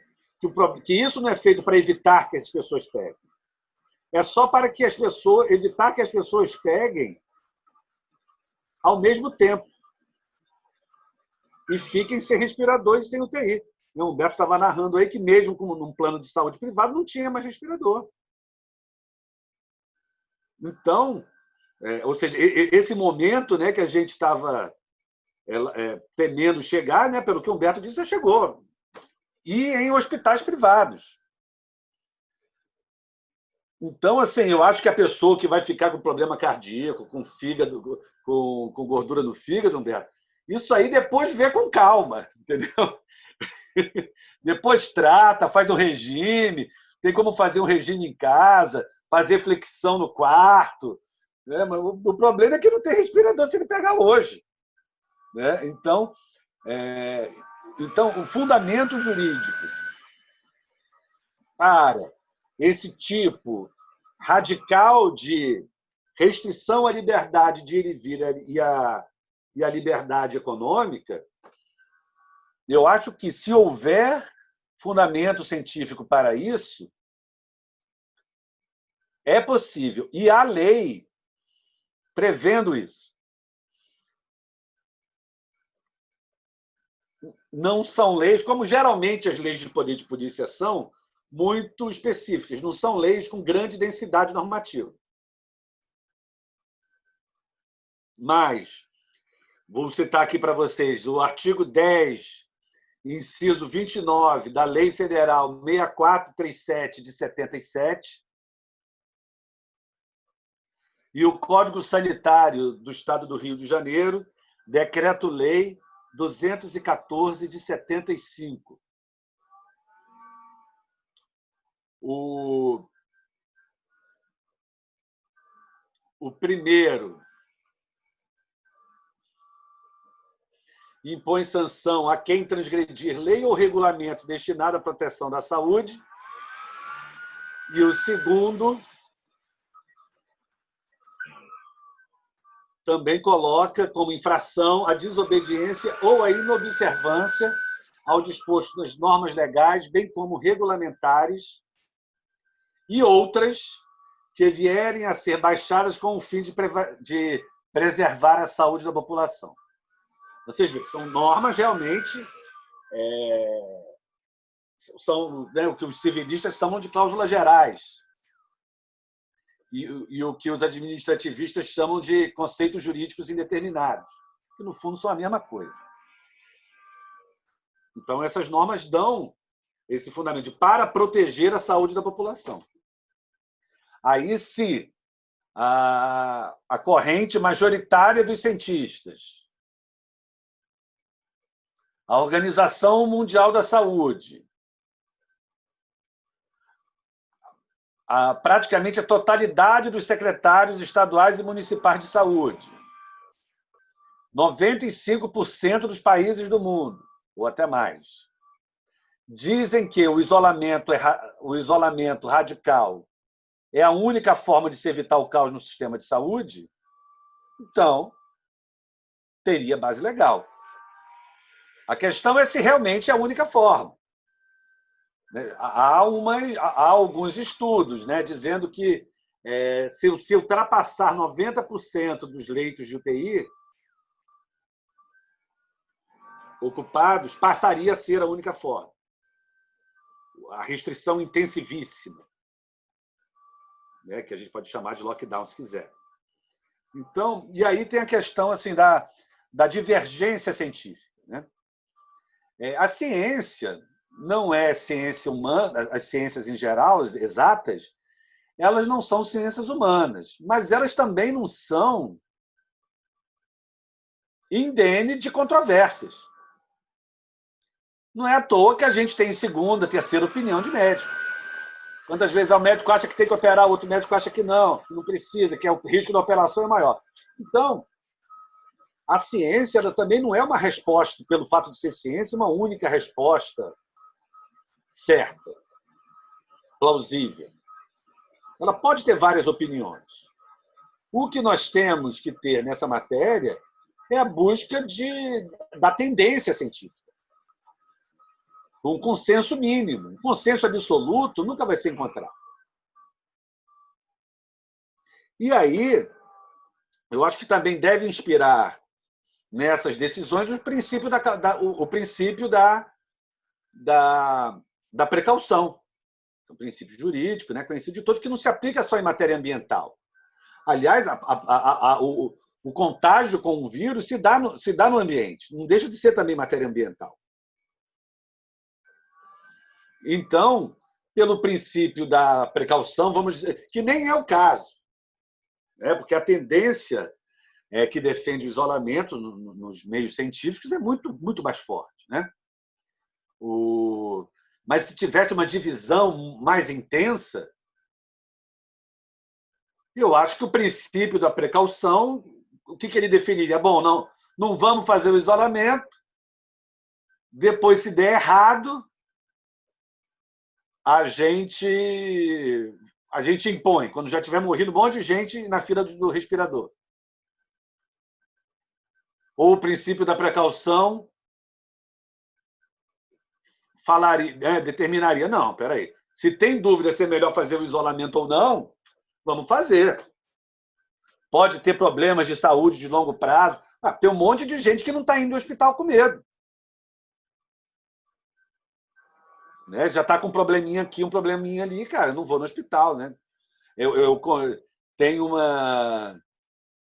uma conhecida minha de 34 anos, que o filho dela não tinha problema de saúde nenhum, o filho caiu andando de skate, bateu com a cabeça, e ela foi levar, assim, ele ficou meio tonto, nada demais.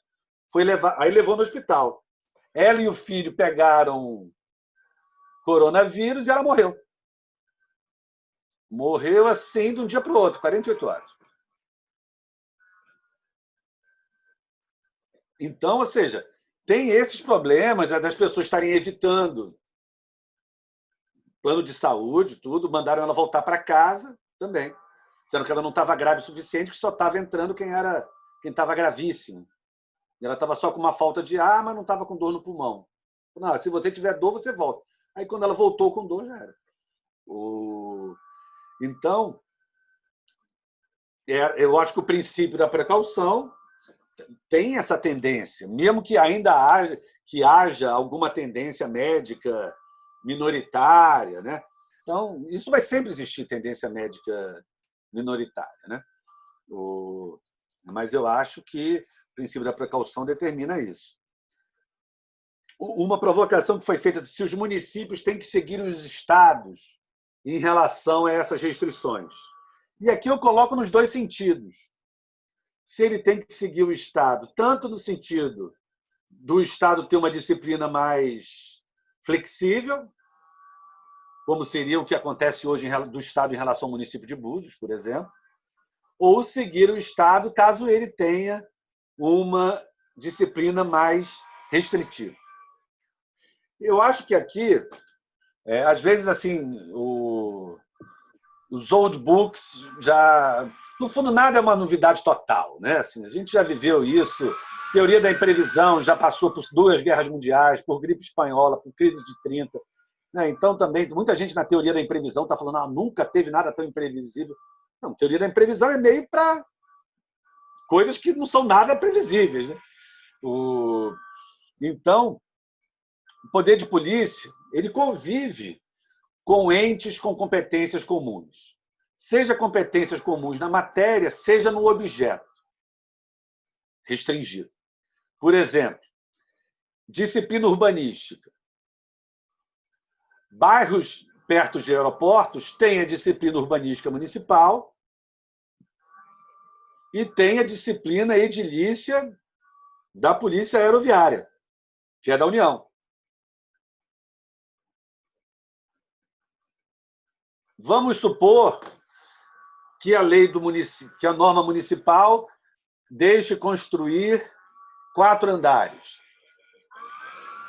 E a norma federal de aeroportos deixe construir só 3 andares. Qual que tem que ser cumprido? Alguma das duas é inconstitucional por invasão de competência? Não. A União está tratando de aeroporto, o município está tratando de urbanismo. Qual é a única forma de você cumprir as duas? É você cumprindo a mais restritiva. Você construindo 3 andares, você vai estar cumprindo a norma da União, que existe 3, e vai estar cumprindo a norma do município, que permite 4. Então, eu acho que na matéria aqui é a mesma diretriz que impera. Deve ser cumprida entre a União, Estado e município a mais restritiva, já que é a única forma de se estar cumprindo todas as legislações, a não ser que uma delas seja inconstitucional, realmente. Mas, diante da competência comum para proteger a saúde pública, eu acho difícil se chegar a esse momento. E, em relação ao lockdown, a questão do princípio da legalidade, eu queria lembrar que a primeira exceção, no caso aqui nós até temos uma lei bastante ampla que fundamenta, mas eu queria aqui lembrar que a primeira exceção que no país que construiu a separação de poderes e o princípio da legalidade administrativa, que é a França, a primeira exceção que ela fez ao princípio da legalidade foram os ordonnances d'urgence, os regulamentos de urgência, dizendo que, nesses casos, se poderia prescindir do princípio da legalidade em razão da urgência. E foram justamente casos de saúde pública ou de cataclismas naturais que fizeram surgir esses ordonnances de urgência na França. Então, essas são algumas ideias aí que eu queria tocar sobre o lockdown. Sobre a requisição administrativa, tem algumas coisas interessantes, assim, algumas discussões novas, mas ao mesmo tempo antigas. A requisição de serviços ou bens da sociedade também é antiquíssimo.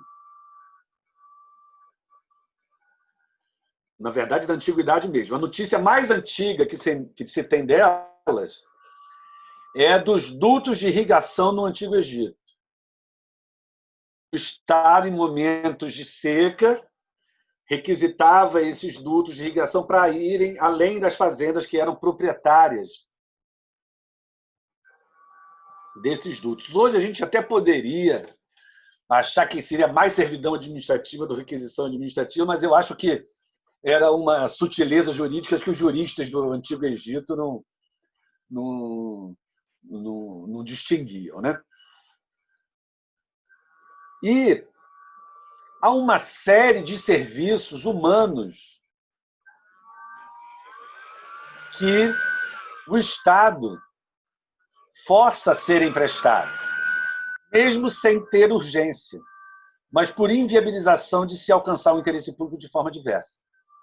Que não é bem requisição. Tem gente que acha que é requisição, mas serviço militar obrigatório, mesário de eleição, tribunal de júri,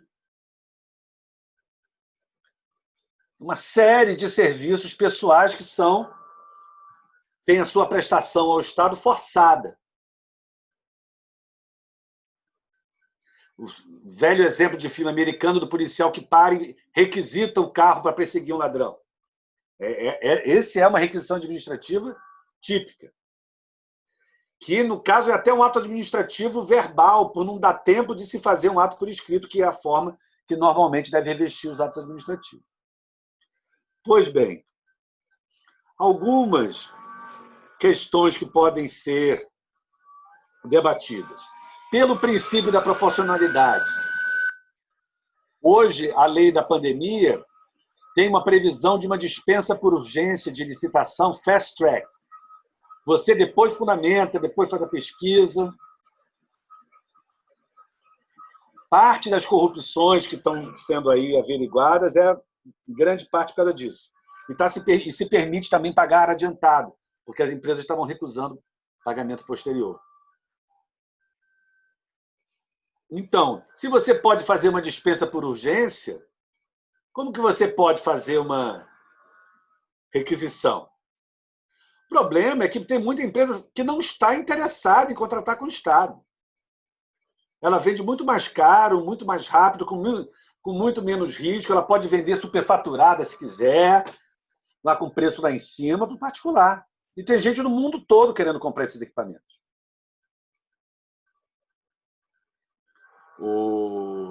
Estão até dizendo que a China agora está fazendo a rota da seda sanitária, ou diplomacia sanitária. Né? Que ela faz jogo duro para país que não é amigo e dá de presente para país que é amigo. Então, a escassez é muito grande. Então, pode ser que, mesmo com a dispensa por urgência, seja necessária a requisição. Agora, ela, de qualquer maneira, ao meu ver, ela demanda algum processo administrativo mínimo, nem que seja um e-mail. Assim. E alguma negociação para ver se evita a requisição. Mas tudo isso tem que ser muito rápido. Até porque um outro Estado pode requisitar, a União pode requisitar de você, não tem esse problema, né? Então, isso tudo tem que ser muito rápido e, às vezes, pode nem ser possível. Outra questão, o preço da requisição é sempre a posteriori, ao contrário da desapropriação. E, às vezes, a requisição ela é materialmente uma desapropriação, quando, por exemplo, o bem é consumível ou fungível. Mas ela é a posteriori, a perda da propriedade ou a prestação do serviço, ou ao uso da propriedade. Ela é a posteriori. E aí a discussão que vai se ter aliás, muito interessante, Paulo, as três fases, as três ondas de discussão jurídica da pandemia. Muito, muito legal. Então, dentro de uma dessas fases, a discussão da indenização. É o valor de mercado. Mas que mercado?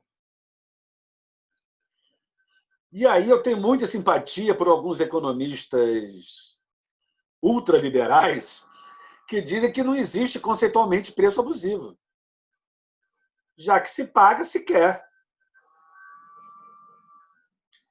E no atual momento de demanda infinita e de oferta muito finita, será que aumentar por 50 o preço é um preço abusivo? Será que se amanhã se fizer uma PAC no Leblon e deixar só um quarteirão sem estar com a PAC, sem ter limitação urbanística, o preço desse quarteirão, de qualquer prejuízo que tiver lá, vai ser multiplicado por 30? É um preço abusivo?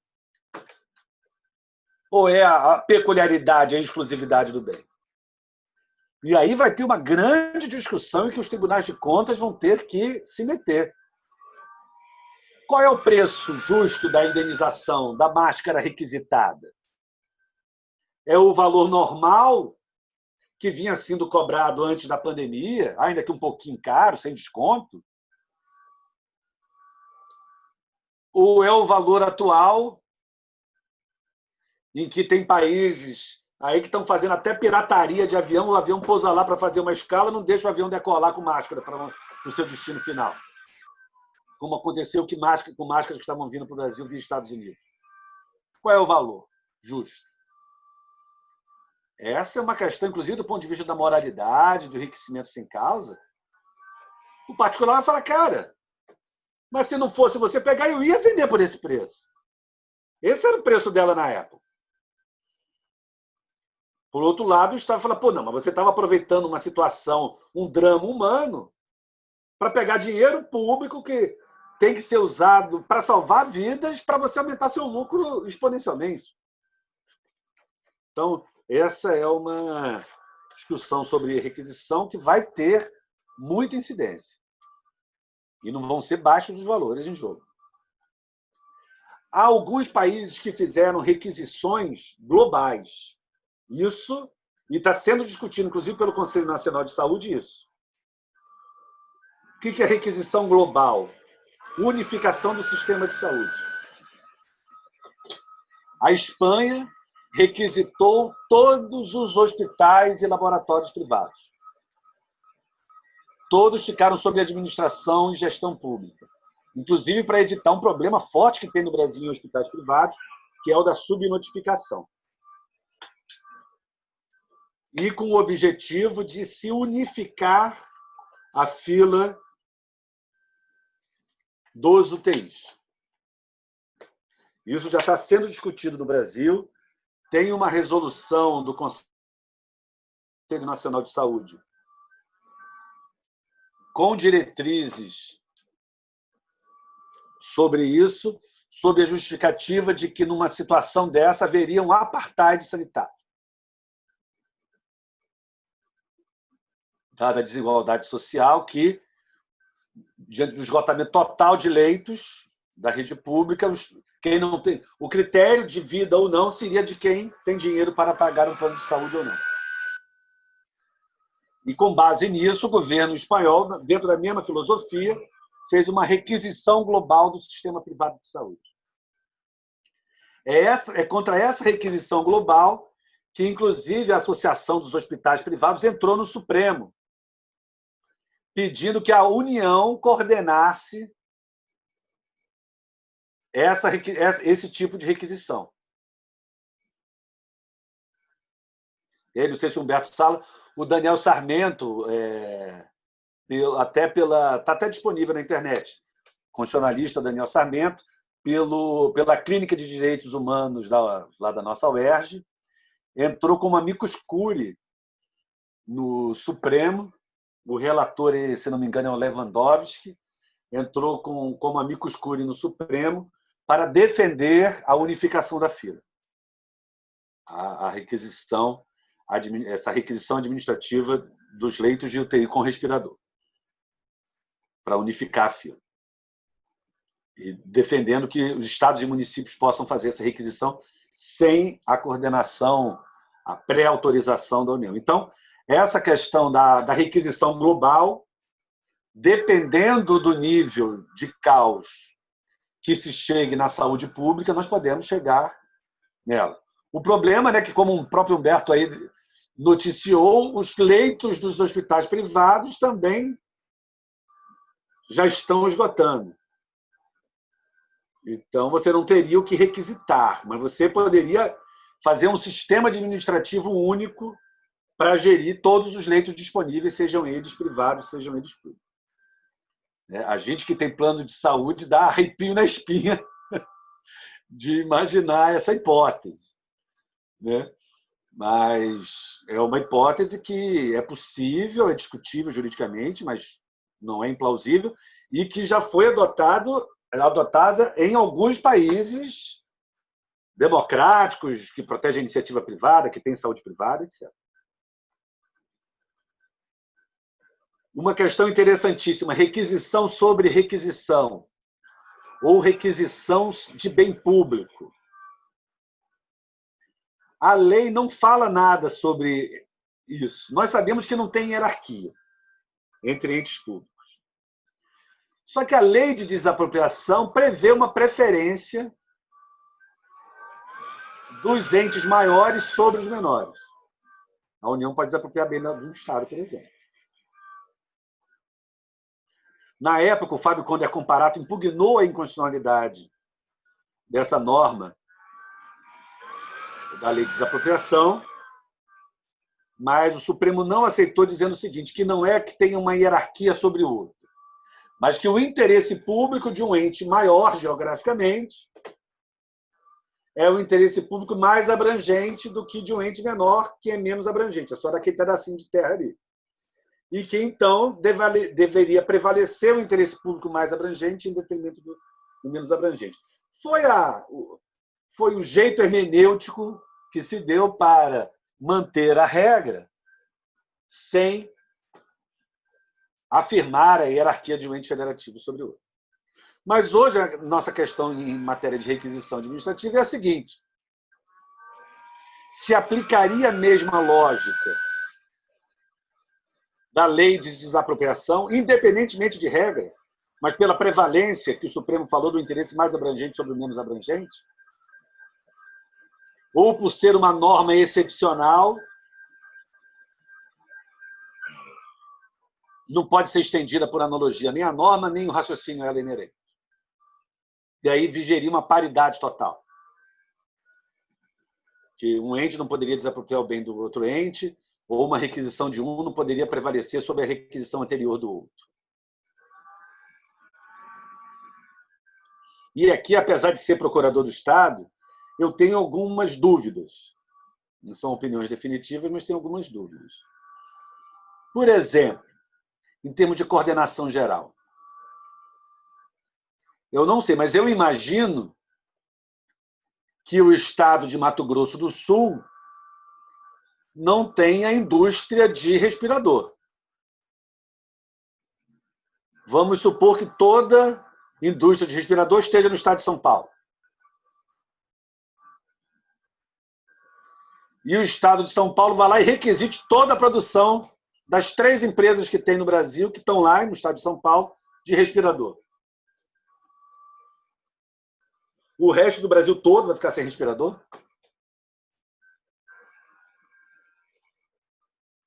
Ou que tenha, Santa Catarina produz muito móvel. Leito de UTI só é produzido em Santa Catarina. Aí o estado de Santa Catarina requisita todos os leitos de UTI. E aí?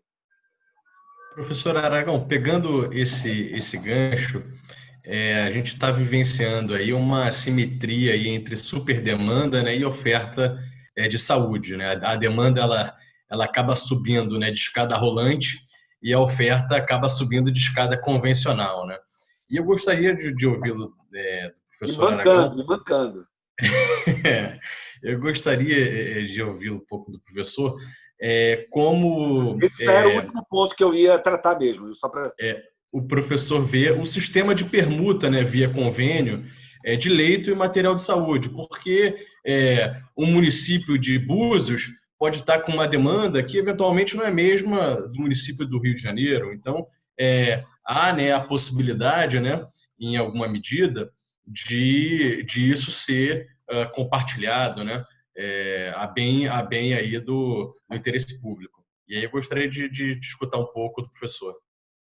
Esse tipo de consenso é essencial, né? Já há notícias, né, alguns hospitais de campanha, acho que no município do Rio mesmo, que inaugurado tantos leitos. Aí está lá o leito, mas não tem respirador. Aí o outro tem respirador, mas não tem médico e enfermeiro. Então, essa conjunção de esforços, de convênios, né? São convênios normais, né? Olha, eu tenho parte, você tem outra parte. Vamos juntar tudo e vamos fazer um leito completo. E, para isso, inclusive, há previsão na lei do Covid também de requisição de serviços de pessoas físicas, né? Especialmente de profissionais de saúde, que aí, então, tem uma discussão de valor, de dignidade da pessoa humana, de princípio da igualdade também, de quem que você convoca primeiro ou não. Acho que já está se estudando fazer também requisição de profissionais de saúde, pessoas físicas mesmo, né? Mas porque até está tendo um problema de muitos deles ficarem doentes. Então, às vezes, você tinha profissional de saúde suficiente para aquele hospital, só que agora 30% está em casa doente.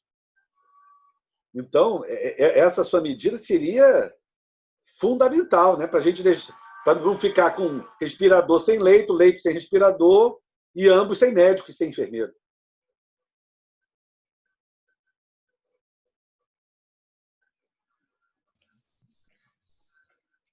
Excelente. Adriana, acho que agora já está obedecendo aqui, né, o nosso relógio inglês aqui. Acho que a Adriana vai querer passar a palavra aí para cada um dos colegas para as considerações finais. Adriana, você está no mudo.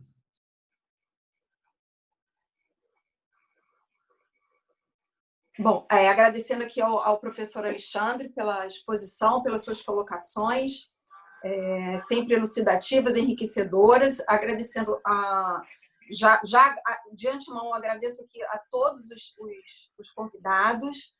A gente já vai se aproximando aí para 2 horas, né, de webinar. Temos questões aqui no chat que acho que não vai dar tempo da gente colocar. Questões que dizem respeito a serviços essenciais que eventualmente não estejam relacionados nos decretos de lockdown, como é que seria a discussão disso, se podem ser alargados judicialmente. Temos questões, indagações dizendo respeito se a comprovação científica, os dados científicos são condição sine qua non, condição de validade dos atos estatais e judiciais, né, que venham a decretar medidas restritivas. Temos várias questões aqui, mas, enfim, acho que não vou conseguirmos responder detalhadamente cada uma, mas aí eu pediria aos nossos convidados que fizessem suas considerações finais, querendo ou podendo abordar qualquer aspecto desse. Também estou recebendo aqui no meu WhatsApp várias perguntas que a gente se compromete depois a encaminhar. Aí, mas acho que não vai dar tempo. Então, começando pelo Paulo Maurício, que foi o primeiro, se você puder fazer aí suas considerações finais, e a gente já vai se despedindo aos poucos. Ok, mais uma vez eu agradeço o convite, né? Honra de partilhar aqui algumas discussões muito, muito interessantes, muito atuais. De minha parte, em especial, muito gratificante a gente ouvir, né, gente inteligente, porque a gente muda algumas impressões, a gente aprimora alguns conceitos, revê outros, tantos mais, né? Muito bem colocado à disposição dos colegas. São desafios atuais e importantes, desafios que aguçam, né, a nossa curiosidade, a vontade de achar caminhos, achar soluções. E eu, sintetizando todas as discussões, aí, só para prestigiar também o nosso riquíssimo auditório, eu responderia a questão do Tiago. Tiago, essa requisição mútua, né, atos administrativos complexos resolver através de convênios, são simples, são bastante possíveis. O requisito é um só. Basta que os dois administradores sejam do mesmo partido. Se eles forem do mesmo partido, e conversam com atividade, as coisas se resolvem. Mas para os 90 municípios, para todos os 27 estados da federação, acho que ainda falta um amadurecimento institucional. A gente ainda não está nesse ponto, não. Paulo, talvez no âmbito da região metropolitana possa, né? Não, a região metropolitana não. Debate a discussão. Mas eu termino aqui agradecendo mais uma vez o convite, me colocando à disposição e pedindo, deixo aqui um pedido para que seja convidado para ouvir outros colegas, que eu volto a dizer, ouvir gente inteligente é sempre muito bom. Um abraço a todos. Muito obrigado, Paulo. Só para lembrar aqui que sexta-feira a gente vai ter uma outra discussão de lockdown, mas focada em aspectos trabalhistas e até medidas criminais também, com outro painel. Já está na nossa programação. Só para lembrar aqui nosso auditório. Aí eu passo a palavra aqui para o professor Humberto. Ativar aqui o microfone. Gente, queria agradecer imensamente o convite. Acho que a discussão foi muito enriquecedora, né? A gente conseguiu traçar aí pontos de sobreposição e até mesmo pontos de contato, de tensão entre o direito administrativo e o direito processual, né? Realmente, a figura da requisição, os limites da requisição, eles não impedem uma determinação judicial e, de fato, a gente está numa situação, num pico de tensão que pode realmente levar a uma espécie de bis in idem, né? Você pode, eventualmente, ter uma requisição. Eu me lembro que, pouco tempo antes de deixar o Ministério da Saúde, houve um problema entre o então ministro Mandetta e o pessoal do CREMERGE por conta disso, né? Porque ele havia dito que, se houvesse necessidade, faria a requisição de profissionais de saúde. Foi esse ponto que o Aragão colocou agora no finalzinho, né? E aí parece que o CREMERGE, à época, reagiu, até porque, bom, como é que você vai eventualmente requisitar um dermatologista, um oftalmologista, um cara que tem uma especialidade completamente diversa, vai botar um paciente em situação gravíssima nas mãos dele para eventualmente cobrar amanhã dele algum tipo de ação ou de omissão por conta daquilo. E aí parece que os ânimos serenaram e acabou se adotando um sistema de voluntariado, né? Vários médicos aí, amigos, se voluntariaram para trabalhar no Rio Centro, no Maracanã, e aparentemente a questão, pelo menos por hora, está resolvida. Mas, de novo, como falou o Aragão, se a gente continuar com esse nível de perda de profissionais de saúde que estão infectados ou desenvolvem outras doenças, pode ser que essa questão volte aí à baila, né? Então, de fato, é uma questão bastante delicada e a gente precisa avaliar dia a dia, caso a caso, porque evolui muito rápido, de forma muito dinâmica. Tá? Obrigadíssimo a vocês aí pelo convite, pela oportunidade de participar. Então, me despeço com um abraço a todos. Ótimo. Eu vou devolver a palavra à professora para fazer considerações finais e já agradecendo também. Foi um prazer muito grande, aprendi bastante aí com os colegas, dar parabéns aí para o Bichara. E vai ser realmente um desafio que nós vamos ter que conviver e estudar muito, e eu acho que estudar muito as peculiaridades atuais e também ver o que já foi construído de doutrina, de jurisprudência no passado em situações análogas que existiram. Obrigado. Eu agradeço a todos aí a exposição, né? Eu acho que o tempo decorrido ele é um reflexo da densidade dos temas, né? Vou estudar mais direito administrativo, o professor Alexandre Aragão lembrou até do Eli Lopes Meirelles, né?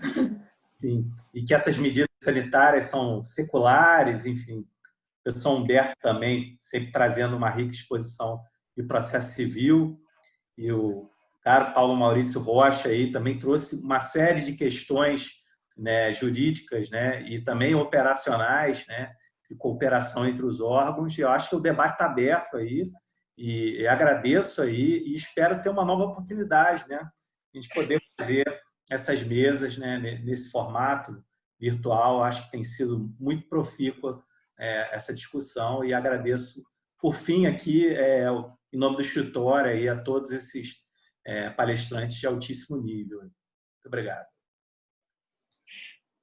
Obrigado, boa noite. Boa noite, gente. Boa noite. Tchau. Obrigado.